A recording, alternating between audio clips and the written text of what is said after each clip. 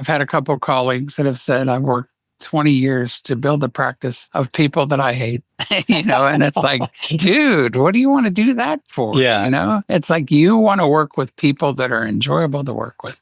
And Yeah. we want to be enjoyable to work with too. And if we're not, at least tell us, so we can fix it. But I think at the end of the day, our goal is we want to build a nice business, a legacy business that travels well past myself and Zach down the road and, continues on with people that we enjoy doing business with and they enjoy doing business with us.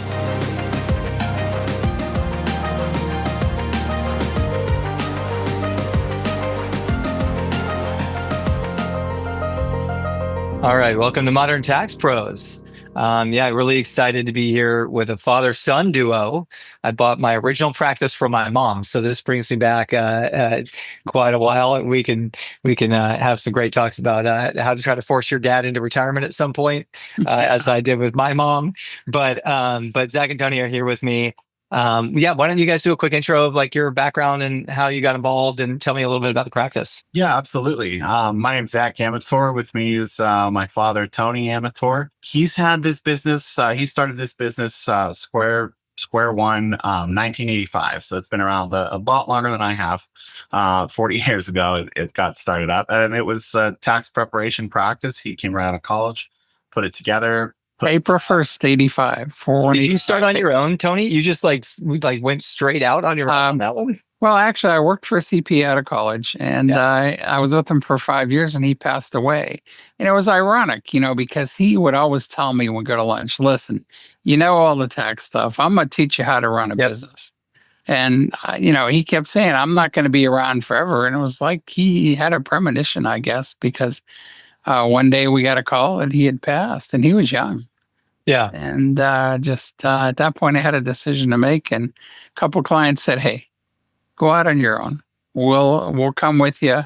We'll support you. We'll get you where you need to go and help you grow your business. And at that time, the one client, he was a very big real estate client. He said, hell, what's the worst that could happen? It doesn't work out and you go find a job. Right, exactly. So that's what I did. And then 40 years later, poof, it just went by fast. Yeah. And you don't realize it. But we built from one client all the way up to, I think at one time we had 750 clients.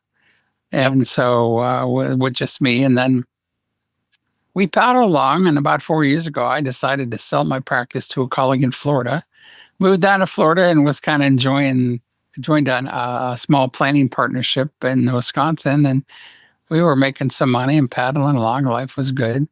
And then obviously, as you know, with the people in Florida, here come the hurricanes, and at that point, talk about timing. After the fourth hurricane in 4 years, my wife said, you know what, let's go back to Ohio. And we did. And at that same time, the client reached out to me and says, this is too complicated for me. You need to take it back. I said, what do you mean? And he said, I don't want any money. He paid me $500,000 for this practice. Yeah. And he says, I don't want any money. I said, are you sure? And he said, yeah, take it back. So we did. And then took it back, brought two of the gals that were with us in the planning company in temporarily, brought my son in, and then we started to go through a transition because, two of the folks we had were grossly overpaid. And so we ended up moving them out and moved Zach in, taught Zach tax planning. He actually knows probably as much as a lot of the people that have just graduated from college. I've taught him everything. And now he's doing proactive tax planning for us. He's running the office. He brought one of his friends and colleagues in. It's helping us. He's our general manager. We just hired 2 tax practitioners, and we're back in the saddle running things again. I don't go 6-7 days a week like I used to. I'm 3 or 4. But at the end of the day, we started figuring, okay, we're going to do this. It's going to be a family-run business. We're going to create a legacy, trying to get some other family members also involved. And at the end of the day, we said, well, let's grow this thing a bit. Yep. We ran into a fellow that I think you talked to, CJ Silva out of Texas. Oh, yeah. And he said, do you ever think about acquiring some firms? I said, why? He says, I got 12 websites. He said, you know what? He says, usually I charge a couple grand for people to join our little organization. Give me $50 a month. and give me a deposit. And I think the deposit was a couple $100. And he said, go in and look at all these and tell me if you find anything. And we did, and coincidentally, half an hour south of us in Columbiana, a gentleman, he had been at it as many years as I have, came out and started his business same time I did. And he said, I'm selling my business. And I said, why? And he said, well, health reasons, and it's just time. He says, I've had no time for myself in all these years. And I said, well, what do you want for it? And he gave me he said, I got 1,400 clients. And I said, what do you want for it? And we told me, I was like, are you sure? This is not a lot of money.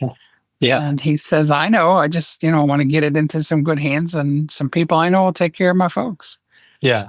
So that's how we got into that. So, and then the relationship with some people Zach knew up in the Cleveland area, and his dad's getting older and he wants to kind of step away. We're going to partner with him. So we're literally going from 400 clients to 2,000 clients by January 1. Wow. And it's like, whoa. And that's how we started. So we started looking at your software. It's like, we need a better mousetrap to what we got going on here. Yeah. A lot of you in hiring and training people. Oh, because that's, we're great at the planning. We're great at the compliance. We're not great at finding good people to put in the seats in our, Northeastern Ohio office. And it's like, we throw a couple ads out, we get nothing back. It's like, holy I know. Cow, Or you get like the fourth tier of talent. I tell people like, okay, you come out of school, you want to work in the top 40. If you can't do that, want to work in the top 100. If you can't do that, work in the top, whatever, something big. And then if you can't do all of those things, then you come to my firm. It's like, and then if that ain't going to work, we'll send you professional. And if that doesn't work, we'll send you to the government, That's right. I graduated from college. That was our standing joke. If you can't find a job in the private sector, go work for the government. They'll hire you. I've noticed that in some of my audits. with everything. But it has been an adventure, let's say. And I told Zach this because Zach grew up in the business. He was 3 years old running through the office in his diapers, him and his sister, and the clients loved that. I thought it might be an inconvenience, but the clients just loved to see the kids there because they knew we were a family-run business. We had roots in the community, and we were going to be around for a real long time. Yep. And that is very, very true. So talk about you had it before you got it back. It sounds like you've adjusted staff a little bit. What are the challenges as you think about that amount of scale that you're kind of getting your head around right now? I think the challenges are probably, and I'll let Zach speak to this in a second. Zach and I are both remote. Yeah. And I think that's the biggest challenge is, okay, who's minding the store? Right. Yep. And so we have the Christian general manager, which good friends is Zach. He's the policeman down there, and he makes them toe the line. And I'll let Zach tell you about the challenges from there. Finding quality candidates and people that are going to, I don't want to say not necessarily carry their weight, but that are able to be self-aware enough to say, yeah, I can take this on, or no, I can't take this on. When they come for an interview and we have a little test that they take and ask them all the questions, and, maybe they do well on the test, but they don't do so hot on the, the questions that we have for them. It's really been weeding through. I mean, with the limited amount of, when we put on a job post, with the limited amount of people that actually apply, it's even harder to find the ones in those that do apply that would actually either fit the firm's culture, are willing and able to learn or adapt quickly to their environment, or get caught up in a lot of the software or the data entry side of things. Yeah. And that's where, it was really great when we ran into you guys, because shortly after, we took a look at you guys, we got in, 2 guys that we think are fantastic fits, and, getting them up on the software and getting them, to use Juno has been like a night and day difference between, before, when they were using just data entry, and they were just plugging through the forms driven, and we use Drake for our tax reporting software. So, it's very forms driven. It's very archaic, right? Especially for younger minds. I'm 30. The folks we hired on are a little younger than me. So we've kind of, I was graced enough to know how old school stuff works and how to use it, but also privileged enough to be in that time frame where like, here's the new tech, here's how things go, here's how much more quick things can get done. And so, seeing Juno come in and be able to take that archaic feel out of Drake because it does it for us. Right. And all I have to do is teach them Juno or teach them, hey, here's review XYZ, press the button, let it go, come back, and then just re-verify that, yes, everything's good. And then send it off to me and Tony. Tony and I will take a look over it, see if we're missing anything that we need to plug in manually. And then we can teach them how to plug that stuff in manually. It makes things, the learning curve so much faster, right? So much less steep. It's a little bit easier for them to grasp. But the quality of candidates coming out, it's pretty tough right now, especially scaling that big. When we do get an office in Cleveland, now it's a little bit easier in Cleveland because a lot of the candidates we were getting were applying from Cleveland. But the office is about an hour and a half south Cleveland. Yeah. Not a lot of people want to make that commute for their 9 to 5. Right? No, Even at 7:30, getting home at 7:30. I mean, that's a 12-hour day and you're only working. Right? It gets tough. So I was talking with Tony. I was like, look, I think we really need to expand into the Cleveland market some way, somehow, because there's tons of really good candidates coming out of Western Reserve, or Case Western, I'm sorry. Even Tri-C up here, the local community college, like they're churning out really good candidates. Problem is, in Cleveland, there's like 2 tax offices up here that are like big name. And they're hiring them on as interns, seasonal work, that kind of thing. There's no long-term employment for them. So there's plenty of work in Cleveland for tax accountants and tax professionals, tax planners. But they've got nowhere to go. And a lot of the smaller firms that are around are like, my buddy's dad, who he runs his whole show out of his house, and his clients come to his home and meet with him, and they do all the work. Everything's done on paper right there at the house, and he sends things off manually. So being able to put an office space, a storefront face, in a walking city, because Cleveland is very, very walkable, would draw a lot of traffic on top of what we're already getting with the client base we're picking up there. And I think that would be massive for us. And then the resources are there as far as the talent to be able to fill that void of, hey, yes, maybe we have 400 clients here in Cleveland now, but we've got 1,400 of them down south. That office can now take up some of that overflow. Yeah. Well, and your client offices can be like client facing offices, right? Where like the back office can kind of be the bigger city where you can recruit more effectively. Yeah. No, I love that. Well, and I tell my people to ask Juno first before they come ask me, by the way, because there have been times where even I have been like, I can't figure the one example I give people is I like had someone that wanted to max out a solo 401k and a SEP IRA. And like, I didn't know there was a combined maximum because the crew actually does that. Right. And I kept putting it in, we use ProConnect. I kept putting it in and it like kept limiting the amount. And I'm like, am I putting this in the wrong field? Do I need to override it? And then I finally went to Juno and like, why? I'm trying to put in this person has this level of income. And then they're trying to do this and this, and it's not working. And it was like, there's a combined maximum of whatever it was last year. And I'm like, oh man. And the point I make there is just like, your tax software is not intended to train people on how to do this stuff. Like it is not done for that. Right. Because the only difficulty, I'd say the only difficulty we've had between transitioning so far has just been folks getting off of ChatGPT and getting on to Yep, that's right. We took a mediocre tax prep person. I would call them a level 1 tax prep person that used to work for a franchise, and I won't mention the name, but it's a very popular franchise. And we've turned him into, by him using Juno, we turned him into a very efficient reviewer. The other fellow is a graduate from the local university, and he's very good, very exceptional. And by using Juno, we've turned him into a rock star. He's able to knock out, he's able to knock out 8 to 10 returns a day. Nice. Let's go.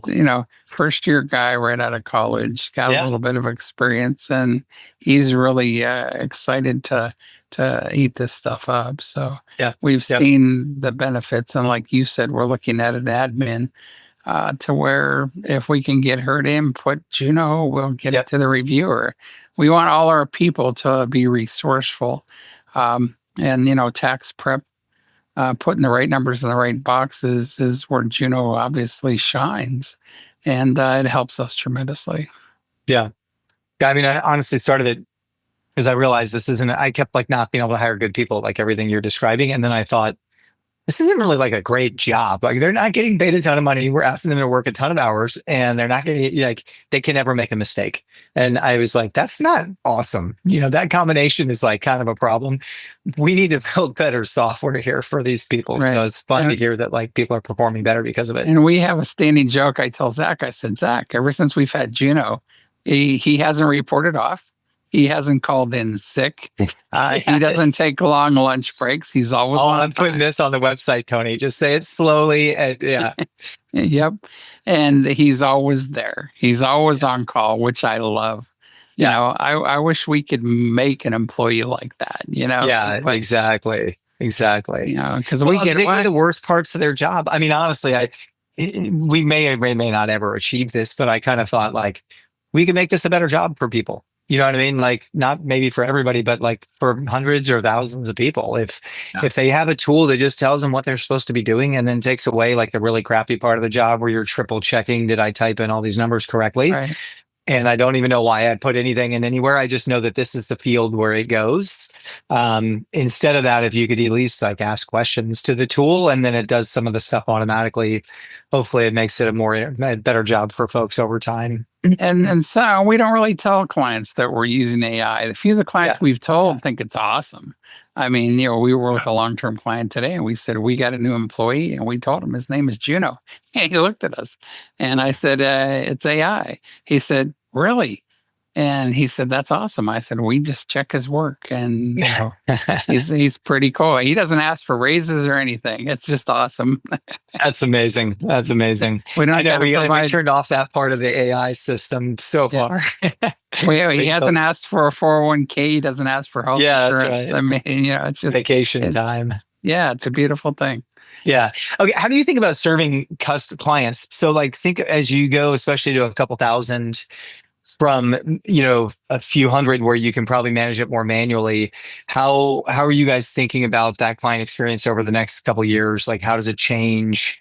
What are you working on there? Tell me a little bit more about kind of how you want to form that experience. Our goal is to be more client facing, and we're going to start grading clients A, B, C, and D, and F. Yep. And then eventually we're going to purge the D and F clients. And every time we get rid of a D and F client, we're going to try to add an A or B client. Yep. We want to be more client facing because one of the things I've always known over the years, and I've had clients tell me this, they said, you could be an average accountant, but if you talk to us all the time and call us back and interact with us, we're going to love you. And that is true. They want that. Every client wants to feel like they're our number one client. Yep. And I think that's just human nature in people. We have a lot of doctor clients that we have one doctor in particular. I'm your number one client, right? Yes, sir, you are. But Juno allows us to be more client facing, to spend more time with them, talk to them about tax planning, talk to them about ideas, find out what they got going on. And people love that because when we pick up new clients, their biggest complaint is, I haven't heard from my accountant or my CPA in a year. And that's why we left. Nobody talks to us. We drop our stuff off. They call us and say, 10 grand, here you go, pay us our fee and have a nice day.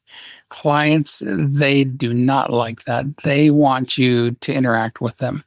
They want that interaction. They want that human touch. And we think with Juno, that's going to allow us to do more of that. Because with us, the more we can be client facing, the more we can show them how they can save money doing tax planning. And I tell people, let's put some more of that hard-earned money in your pocket, because if you send it to the government, you're not going to get a thank you letter. They're not going to name a street after you. They may send you a bill for some interest, but let's figure out a way to legally put that money back in your pocket for your kid's college. We had one client, he says, we saved him money. They said, I can get my daughter her braces now. Yeah. And another client says, I can start putting more in my retirement plan. Yeah. So these are tangible things that clients gravitate to. And that's what they want, a sense of knowing that They are a number one client. They want a sense of community. They want a sense of belonging. And that's what we're working toward. And if we have 200 clients and we can get the first 2,000 to participate in that, that's huge. Right. Yep. Because that 200 clients will drive other clients to us. Yep. People, they talk, when they go to birthday parties, graduations, get-togethers, people, what's the first thing they do? They bitch about their taxes. Right. Yeah. And there's always someone who'll say, well, wait a minute, I got a guy. I'm not paying anything. I'm getting money back. Here's his number. Call him. And you know what? Usually they do. And a referral for us is great because they're already pre-sold. Yeah. So then we can sit down and say, here's what we do and here's how we do it. And, that helps tremendously. Well, and I think on price, I find, I don't know for you guys, but I'm on board a lot of folks now. And like the price isn't even an argument with that client that's referred in. Like it makes all the difference. And then you can price them properly because fixing price later is really hard. To where you're like, hey, there's going to be a 25% increase this year. And people are like, what? Why? We have clients that we've done tax planning for. And Zach will tell you about some of our case studies. We had a client, we saved him $100,000. Wow. We sold them a $25,000 tax plan. He didn't blink. Oh my gosh. He said, where do I send the money? Because he knew that savings I want to was see going to that be case study, Zach. Send it to me. I'm going to send that to my staff right now. Yeah, I get that stuff. Well, I mean, we 22 tax planning clients for 2024. We saved a gross of $7 million, and that's about $318,000 per client. Yeah. So it's been pretty big. Obviously, we've got bigger clients that skew that to the smaller. Yeah. Yeah, of course. Now imagine what we could do with 200 clients. Yeah. So there's a lot of nuances at play there, but it's like we've gotten several that complain about price. And I sit down and look at them look, you can pay the IRS $90,000 or you can give us 25. Yeah. We call it Dave drinking the Kool-Aid. Yeah. We've had a few smaller ones where they go 15 to 30, and we're charging them small. I'm not going to charge somebody 25 grand if they only go 50. It doesn't make any sense for them. It doesn't make any sense for us. So it does scale down. We've got different levels of packages, but I've had one or two opt to pay the tax, and I was sat there shocked. This is my first year doing this last year, and Tony looked at it and called his eyes and said, "You're a true patriot." Shook the guy's hand, and we walked out. I was what just happened? Well, and then that really strikes a chord because next year they're back knocking our door. Yeah, and okay, I'm ready. Yeah, that's a very painful thing to write a check like that to the government. Yeah, we had a client for 23 paid, came to us in 2024. Now, for a lot of people who don't understand proactive tax planning, you have to do it during the calendar year that you're in. Yeah. Otherwise, a lot of the things that you're trying to take advantage of go away. There's only 3 or 4 things you can go backwards with. I had a client come to me, and I had sent him several emails, auto blast emails that we send out to all our potential on the fence clients, and several personal ones as well, talking to him about it. No, I'm busy. We'll just wait till next year. Okay, fine. Comes to me in February, wanting to get his taxes done. Hey, we're going to owe $125,000 in tax this year. I was like, yeah, probably. Well, what are we supposed to do? I was like, you're going to pay it. You're going to write I asked you several times over several months last year to get in so we can run projections, so we can have an idea, so we can put together some strategies. You balked at it every time. So you got to pay the tax this year. Yeah. Pay tax, and the day of, he set quarterly meetings through 2025 to work on his, or through 2024 to work on his 2025 tax plan. So and we're starting to use some of Juno's advisory stuff too. Yeah, because that's very, very helpful. And just to give you a little tidbit on this practice purchase, I'm not going to dive into all the numbers, but 1,400 clients. The guy wants $280,000 for his practice. 400 business clients, and Zach and I did some quick math on a napkin while we're sitting in the guy's lobby. Right, 400 clients. If we get 10%, that's 40 clients times $25,000. That's $1 million. Yeah, we can within a year get a multiple 4 times return in year 1 on this thing, and we're looking at each other like this is a no-brainer. Sounds like you'll be buying some more practices. Yeah.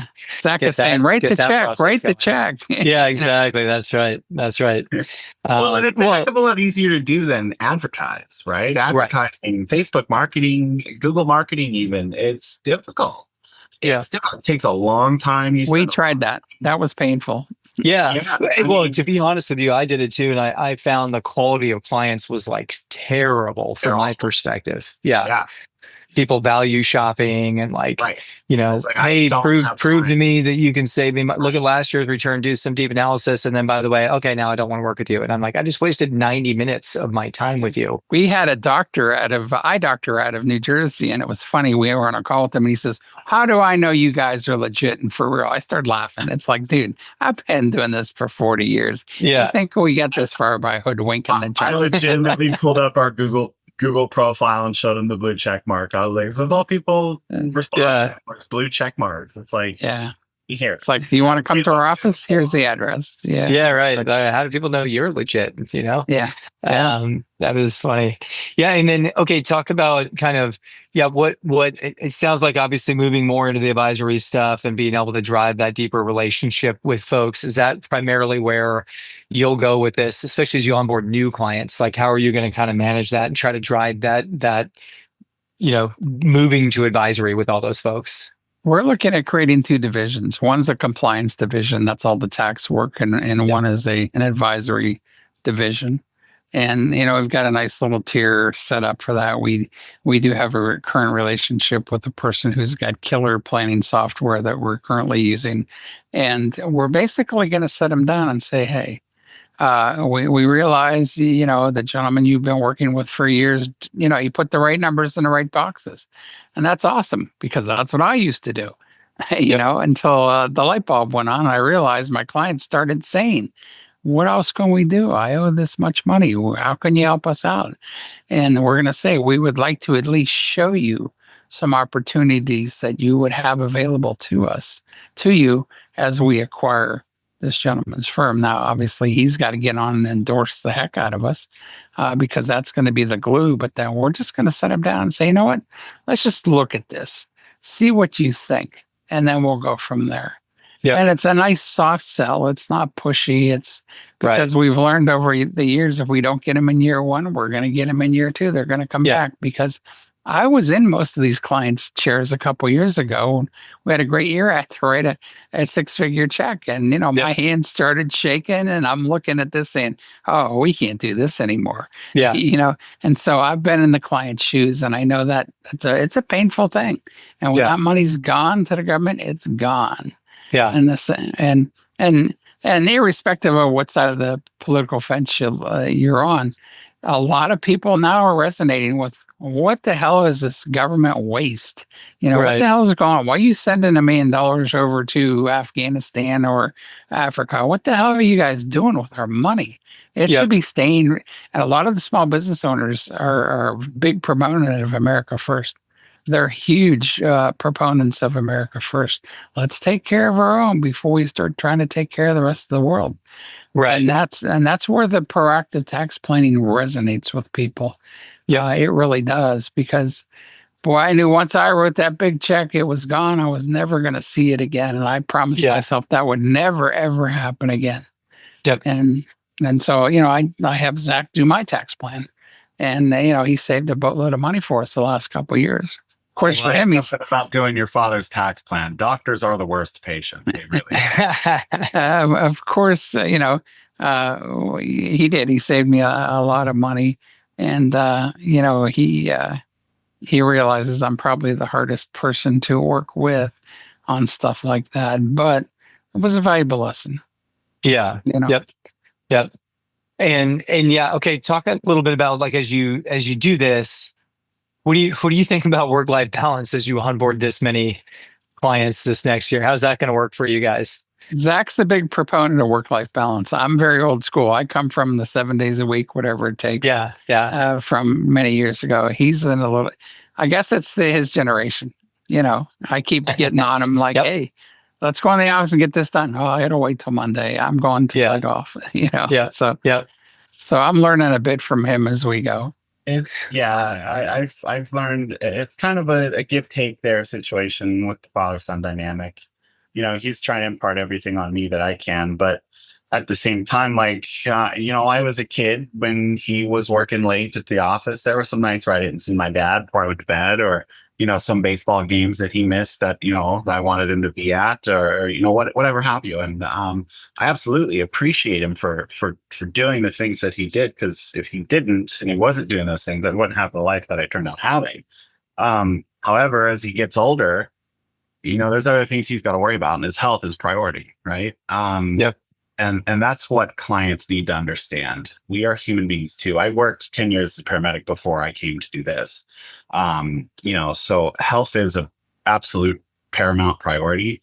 And if my clients can't understand that, at 5 o'clock, I go home and I spend time with my wife, and I go and do my exercises, and I do the sports that I do to stay active and stay healthy, then I'm sorry, we're not a good fit. If you can't come see me on a 9 to 5, or you can't respect my schedule, like you're asking me to respect yours, Yeah. we need to find a compromise there. If the clients don't accept that, then we're not a good fit. We told our folks we have a mantra: we're not DUI attorneys and we're not heart surgeons. And if somebody calls and they're having a heart attack, dial 911. If you got a DUI, call your attorney. Right. And Friday night at 10 o'clock to say I got a notice a week ago is not going to cut it anymore with us. So we will see on Monday. Biggest thing I preach with our new onboard folks is when a client calls acting like it's an emergency, nothing is an emergency. And if they are calling us and it's an emergency, they're calling the wrong people. They should be calling 911. We've only had one client in 40 years that called and said, we need your help. The IRS is here at the ER and they're putting handcuffs on my physician husband. We've only had one of those in 40 years. Yeah. And ironically, I knew the agent and I said, whoa, time out. Wow. What's going on? And they said, this guy wrote hate mail to the government. And I said, time out. And I went to college with the field agent. I said, I've known this guy for many years, and you're misunderstanding things. And she said, fine, based upon what you're telling me, since I've known you very well, you're going to vouch for him, we'll let him go. But you got to tell him to quit writing hate mail to the government. I said, I'll bring him in tomorrow morning and I'll have that talk. And I did. And I said, if you ever need to write a letter to the government, come in, let us write it for you. Or go vent, go take some course. Go to one of those hatchet throwing places, but do not fire off a letter. I said, these people are human and they got feelings too, and you just ticked them off. So we're very lucky he dodged. I talk to you on the weekends with my guys. That's how I get mine out. Exactly. I hit somebody who's expecting to get hit. Completely. But I'm getting better with the work-life balance. There's days I'll call Zach and say, I'm not in today. And he'll say, what? And I'll say, I'm just not feeling it today. I need to take a break. Yeah, and I think that's super healthy. And honestly, you mentioned something I think is really important, which is like client expectations. There, it's I've had to do quite a bit of work on that. I'm not good at it, but I've at least put some effort into it where I'm like, okay, can you stop texting me? I need you to email me, because otherwise, it's funny. I can't even tell you how many hundreds of times people text you on and for some reason they always think about tax stuff on the weekends or like Friday night or something when they're not at work. And I'm like, oh man, you just sent me this really stressful text on a Friday at 8 p.m. I'm like at dinner with my family. And now I'm thinking about your, whatever, pastor like the tax or something. Well, that's where we're hoping you can help us with the AI, because we're trying to filter everything through that office number. And we still get clients, hey, where's Tony? Don't worry about where he is. What do you need? Right. And I had to change my number at one point. I got two numbers now I run on my phone. Yeah. And the old one that the clients had, I don't even respond to. Yeah. I put out a message, please call the office. Yeah. And Love it. Because you get a couple clients that, they're like 4 beers in on a Friday night. And, geez, I got to call my accountant. It's like, no, you don't. Yeah. And that's one thing that I had to explain to Tony when I first came on. As a paramedic, between working as a paramedic and working there, I went back to school and got my pilot's license. I have an FAA medical to upkeep if I want to continue flying. my stress level goes up, my blood pressure goes up, my blood pressure has problems as I get older in life, I'm going to lose that medical card, right? Yep. I don't depend on losing that card. So if I need Yeah. to go and, take the weekend, I'm taking the weekend. Yeah. And that's why we're going to a client grading system. I've never had any of my Yeah. clients in 40 years call me on a Friday night. They have always Yep. waited till the next week. And they've said, we value your time. We're not Yeah. going to bother, something's bothering us on a Friday night. We're going to carry it over to Monday morning and talk to you then. Yeah. But what you notoriously, you get the C&D clients that do that stuff to you. And, we've actually told a couple clients, listen, we have a grading system now. You're a D client. You want to improve that? We'll show you how. If you don't, we're going to refer you to 3 people that are in the area that we don't like that we're going to send you to, and they're speechless. Some of them are, some of them I've told our clients too, like, hey, you guys want to email me while I'm out of the office, or I'm out over the weekend. Shoot it to my email. Like I put my email on do not disturb while I'm out of the office. You guys can dump all the info you want in my email. I'll get it as soon as I'm back in the office. And as soon as I'm back in the office, I'll get to work on it. But don't call me again. Don't call me with an IRS notice you got 3 weeks ago that you're just now remembering. And it's 11 o'clock at night. I just got home from dinner with my wife. We're about to go to bed, right? Like I'm not. We're exploring a pay to play thing like some of these big companies do. I need to talk to Tony. It's Saturday morning at 6 a.m. Well, Tony's fees are $500 an hour. You got your credit card? I'll patch you through. And that usually solves a lot of that. Yeah. Yeah. We've talked about it for a couple of years, and I think it's totally feasible either doing a priority fee where you can like pay. So imagine, and hopefully someday TaxDome can actually just build this in, but you're like, do you want it turned around faster? Like we'll turn it around in 2 business days, guaranteed, if you want to pay 20% more. And for some of them, if they're paying $800, it's like not the end of the world to pay an extra $100 if they're like dying to know if they owe money or not this year. I think it would work pretty well if you could just manage it. But what I don't want is then them calling my admins and being like, hey, why don't you turn it around anyways in 2 days and I'll not pay you more, or whatever thing that wastes time during tax We've season. kicked around something and we're thinking about calling it a concierge service to where, you're going to pay this much every month to us to get that. It's like anything else in the world. It's like if you go to Cedar Point, you can stand in line or you can go through the express line to ride the rides. Fast pass. So we're going to experiment with I love the fast pass. We already prioritize our tax planning clients. They get the first come notice. They want to book a meeting. They get priority access on the meetings, and then they get priority access when it comes time to file their returns. They're the first ones usually to go out. Now, a lot of times it hangs past the extension, considering that we're waiting on documents, depending on whatever strategies we're doing. We may need a K1 from here or there. We're waiting to get kicked out. But once we receive their stuff, it gets shoved right through the system first. Everybody on preparation. And you can do an estimate based on whatever you happen to have. That's been the other big thing is chasing clients for records. And we're still doing. Hell, it's the end of August. We're still chasing people for documents. My admins are calling people right now. I'm like, now you need to start calling people because we've got 25 left that we're like we have. Like I'm coming, I'm bringing it as soon as, but then like we have nothing in there that's like give me something. Which is funny because they've had them for months, right? Like that. This is like just an accountant. They got their W-2 to say January 31st on an online portal. Like I know. I'm like, you got it 7 months ago. You know that, right? Like you had it for 7 months, and then you give it to me, and 48 hours later, you're like, where is my return? And I'm like, you took 7 months. I took 2 days. Like I tell our teams from January and through May, they chase us. From June to December, we chase them. Yeah, that's right. That's right. You know what's funny? I did look for my practice, and I don't know if this is the best practice, but I'm just going to tell you, since we're talking about this, I looked through whoever turned their stuff in really late and like how many emails we sent them during the year. And we went and fired a bunch of clients based on that. Because I was like, dude, we sent you 26 emails. Yeah, I've been adding a inconveniencing fee of like $500. We're putting it on there as like, hey, priority rush fee or something like that. 9 times out of 10, when they're finally getting us everything, it's 3-4 days before the actual extension deadline, and now we're running out of options. And we tack on a little bit of an extra fee because they waited so damn long. Yeah. And that's just part of the game, unfortunately. We Yeah. call it if a you wanted it to get done, you'd have taken it to TurboTax and did it. we Yeah. call it a client rehabilitation program. Yeah. And it's the same people every year. So if we don't Yeah. rehabilitate them, and they're not going to change. Well, and unfortunately, price sometimes is the only lever you have to drive different behavior. You can ask them to do it, and they're not going to do it, right? It's like every single year I ask these people to get their stuff in earlier. They send it to me October 1st, for until I fire them, basically. But if I charge them more, all of a sudden, boom, we get a response very, very quickly. So I do tell my team that I'm like, you gotta, it's a heavy lever. So if you're going to use it, like you better make sure you use that hammer very selectively.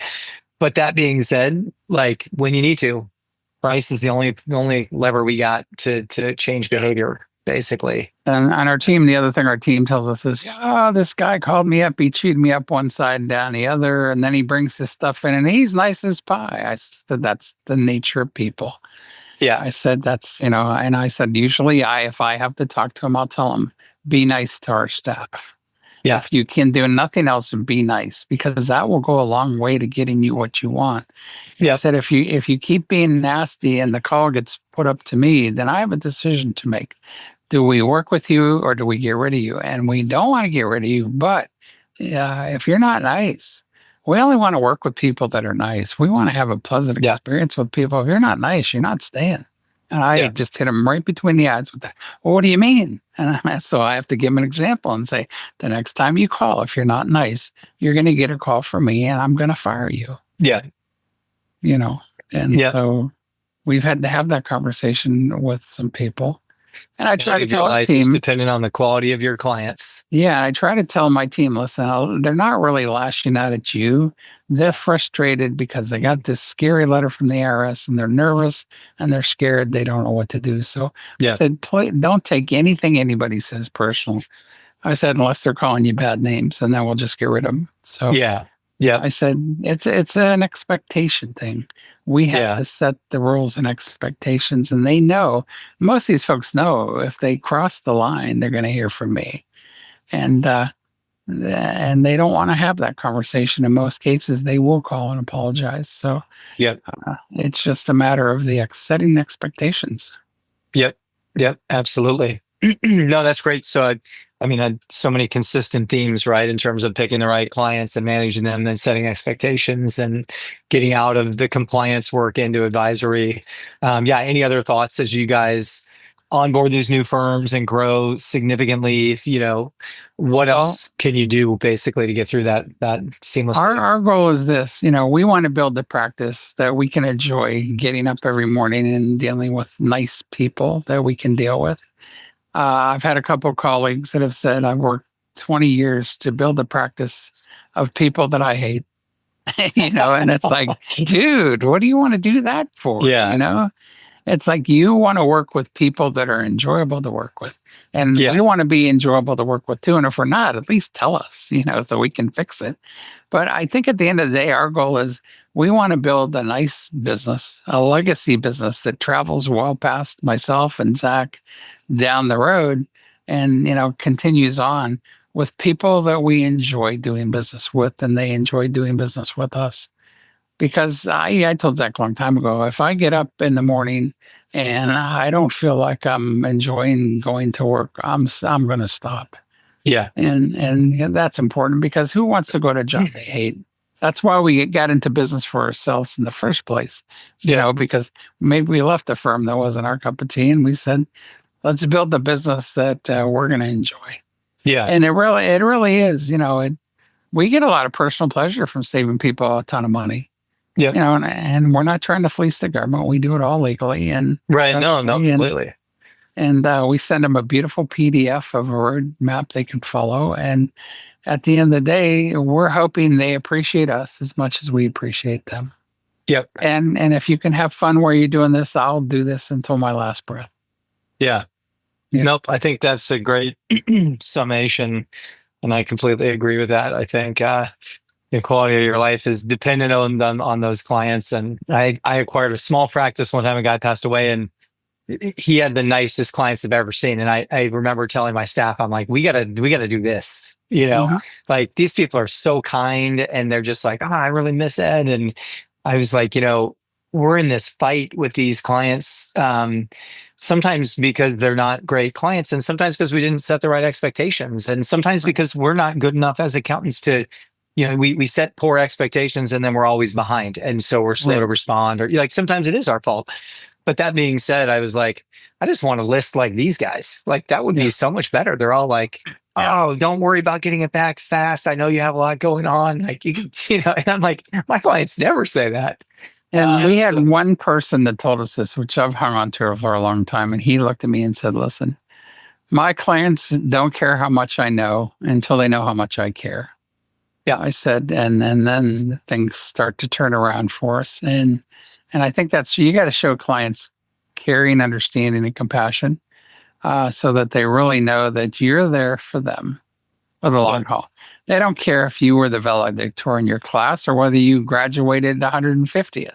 Yeah, they just want to know that you're able to take care of them and get the results that you promised. Yeah, exactly. And we found that if we honor our commitments, people love us. And if we walk the walk and talk the talk, we're great people, and they'll refer us to other people. Right. And we're not perfect. We still have a lot of ways that we want to improve on. And as we grow the practice, we're going to have challenges, but we kind of sit down as a team, almost like a family, and we huddle on, okay, how can we solve this? And we have a little thing that we have a meeting every day at 5:30. And the first thing I say is, okay, who's complaining today? And how can we solve their complaint? That's the first thing we cover. And we have our few here and there, and we figure out how we're going to solve their problems, and then they're happy and they don't complain anymore. Yeah, that's the first thing out of the box. Don't let like fireflies or any of those note takers in that way. Yeah, because sometimes there's words that shouldn't be read. Yeah, exactly. You don't want them to be discoverable later when you're talking about clients that way. We have a bad fit list, by the way, guys, and we fire them every year. I would say the faster you move on those guys, and my staff, it makes them like really happy, to be honest with you, where I'm like, all right, we'll just get rid of this person. And sometimes now they'll come around and be like, well, we don't need to fire. Like they weren't that mean or something, because they feel protected by us. And honestly, if you get that good staff member, they're a lot harder to replace than one client, right? So I'm always like, dude, I was just literally, I'll call that guy today and just be like, we're done. If it's something that needs to happen, versus losing a staff member over something like that. We've got 3 on our board that they're slated for the chopping block this year. Yeah. And we find success leaves clues. I belong to a couple organizations where we have a think tank, and that's what we talk about is, what's the best way to fire a DNF client? And everybody has them, it's one of those things. And we learn by talking about what other people are doing in their practice that works for them. And so we've learned a lot by joining different associations and joining these think tanks. And, I've got relationships all across the US now, which is great. And if I have a question, I can pick up the phone and call Larry in Houston and say, hey, Larry, we got this situation. You ever run into it? Well, yeah, here's what I did. Those type of relationships with colleagues are worth their weight in gold. Yep. I love that. Well, thank you all for taking the time. I really do appreciate it. And super fun to hear about the family history that you got going. And it sounds like the Amatore group is going. Zach, you're going to need to have some kids here. Get a whole hockey team going for the future. Yeah, we'll talk about that. My wife and That's the other staffing strategy you didn't talk about, just having more kids. We've been enjoying the dink lifestyle. Exactly. Yeah. It's down the road, but it's on the table. So. Well, I really appreciate it. And I love to hear the Juno stories. That's the first time someone's told me it made a better junior employee. So this is like a good day for me. I'm going to mark this one in my calendar as a lifetime achievement. But if I can ever be helpful, I'm a resource for you guys. Are we allowed to put Juno on our webpage as one of our valued employees? Yeah, 100%. 100%. As long as you don't put anything bad out there about it, then No, we're going to put pictures of all our employees on our website. That's right. Juno. You know what's funny is like CPA pilot, they use like CPA in their name. And, you could say like, oh, this is like a virtual CPA on your staff or whatever. Yeah. And I don't think you're allowed to do that, by the way. Like, they're really funny about how to use CPA. And there's this whole like article about even one of the big firms told people to stop putting it in their signature. And anyways, but I was like, oh, you could do like a virtual CPA on staff. And then I'm like, but Yeah. we can't use that term. Like that one is just not gonna- a CPA. We're going to Yeah. call it valued member of our team. That's There you all. go. Just valued member. Just don't put like CPA or Wow. EA or any sort of designation next to it. Thanks so much. We'll talk soon. Really appreciate it, guys.